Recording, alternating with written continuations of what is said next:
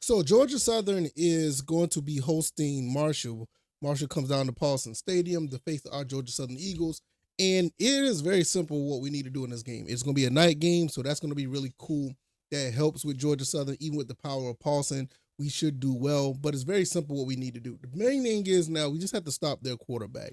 Braylon Braxton, I think that's his name. Braylon Braxton has done a phenomenal job, and they do give them the actual, odds to win this game. They're like up to by 1.5 favorite. I think that's because they beat Appalachian State. I think that's the only reason why they gave them that. I do not think that Marshall is specifically a better team than Georgia Southern, but hey, you're playing in the Sun Belt, anything can happen. So Georgia Southern just need to be on their A game, get to the quarterback, find a way to stop him because he can run and pass. And with the rest of the weapons they got on their team, they could make some things happen with the quarterback like Braxton.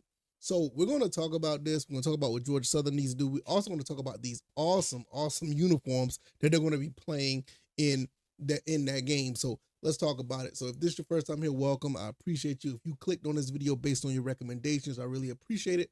Over here, we talk about Georgia Southern and Atlanta Falcons football, everything under the umbrella. And we're also going to start talking about the Atlanta Hawks as well. And, I'm kind of intrigued about what the Hawks put together. So we're going to be talking about a little bit of that. So it's going to be all bird gang. It's going to be Eagles, Falcons, and Hawks. We're going to talk about a bunch of birds over here. So hopefully you guys will, actually tune in and see what we got in store. All right, let's go ahead and get into this. First and foremost, look at those uniforms. Those uniforms look absolutely amazing. White helmet, ice white uniforms.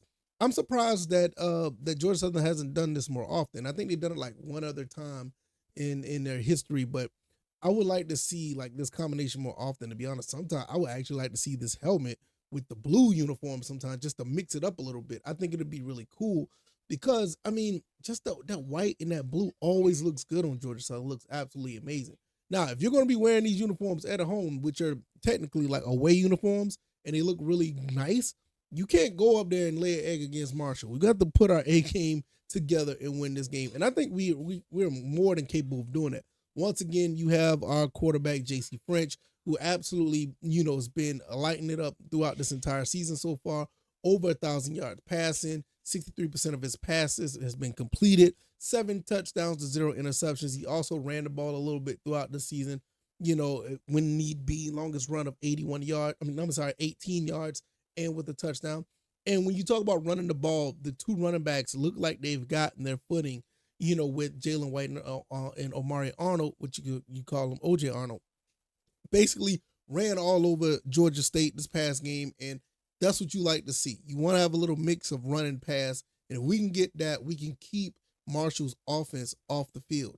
Now, even though Marshall did blow out, they did blow out Appalachian State, which is kind of weird because Appalachian State just don't look that good this year. It's kind of odd to say that, or odd to really think about it, but they still gave up 37 points to Appalachian State, even in that blowout. So um their defense can be had. There's no doubt about it. So with that being said, with the passing attack that we have, with the running game, with the two running backs and the quarterback J.C. French, ESPN kind of got it right. They gave us like a 55 to 56% chance to win this. I think it's actually a little bit more than that because I like Marshall. Marshall's not a bad team. I just don't see them being anywhere near to close to what Georgia Southern can put together, even at home. If we were playing at Marshall, it would be different. Now, one thing I will say, which I don't think this is a really a big deal at this point, not anymore. Last time when Marshall came to Georgia Southern, they ran all over us. There was just no doubt about it, and it was kind of embarrassing. How we end up losing to Marshall in that game, not the one from last year, but the game at home. And it's a totally different team now. I mean, this team looks totally different. Quarterback's a little bit different. The passing game, the offense is a little bit different. And to be honest with you guys, the defense is actually a little bit different. Outside of you playing against Boise State and Old Miss, which are two high power offenses, this team hasn't given up 21 points, no more than 21 points this season. So that bodes very well. 17 against Nevada. We gave up 14 against South Carolina State, and we gave up 21 against Georgia State. So when we're playing our A game, we should be just fine. And playing in Paulson, unless some catastrophic situation happens, I see Georgia Southern winning this game. I just don't see any other way around it. And that does nothing, to take away from Marshall. I think they're a pretty solid team. But when you just look at, the comparison, first of all, I don't think they have the receiver. I'm not the receivers. I don't think they have the secondary to stop the passing attack. I think what the Eagles can do in the passing game is really going to give, Marshall a lot of fits, and that will open up the running game. And the last thing you will want is anybody like OJ Arnold or Jalen White to get off and start running the ball like crazy. Both of them ran for 100 yards last game. If they can, even if one of them get 100 yards, it's pretty much lights out for Marshall. I don't see Georgia Southern getting a 100-yard carry, running back in this game and lose the game. I just don't see that. I mean, maybe I'm wrong, but it's very unlikely to see, because all the games where the competition was close, I mean, Boise State, even with them, we played them fairly well. I mean, if, their running back is just awesome.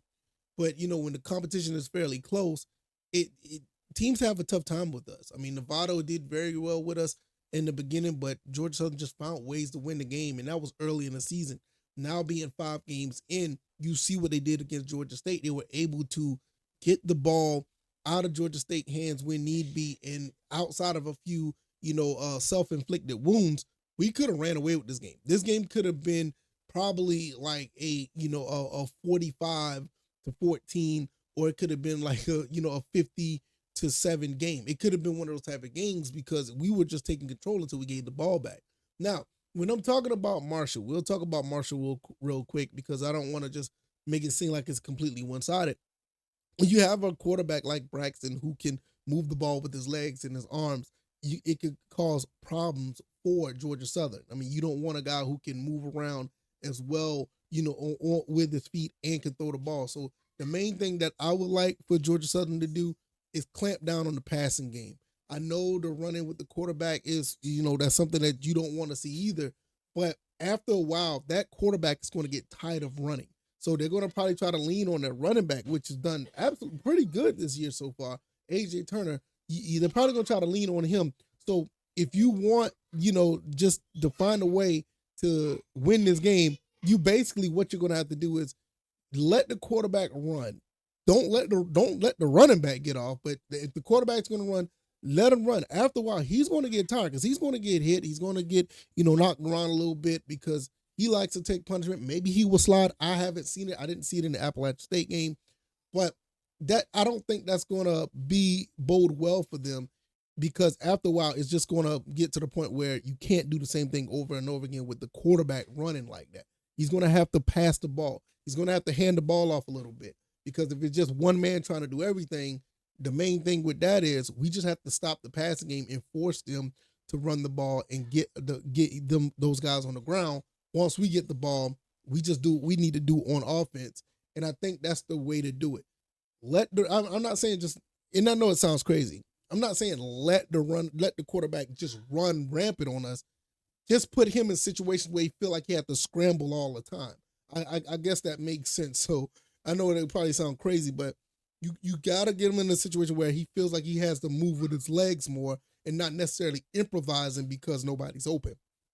Putting him in situations where they feel like he got to put everything on his shoulders. And I think Georgia Southern's defense is just going to be too much for him, and we should be able to put up points. And I just don't think with him with his legs, I'm saying with his legs only. I'm not saying like him passing and throwing at the same time. With his legs only, I don't think it's going to be enough for them to keep up with this offense. I think this offense can put up another 38 points. I really think this defense should be able to stop them and hold them to maybe around 17, maybe 20 points. So it's going to be kind of similar, in my opinion, to what we saw in the Georgia State game.